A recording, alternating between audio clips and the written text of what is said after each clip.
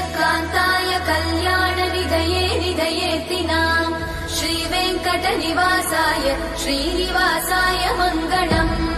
लक्ष्मी सविभ्रमालोकसुभ्रूविभ्रमचक्षुषे चक्षुषे सर्वलोकानां वेङ्कटेशाय मङ्गलम्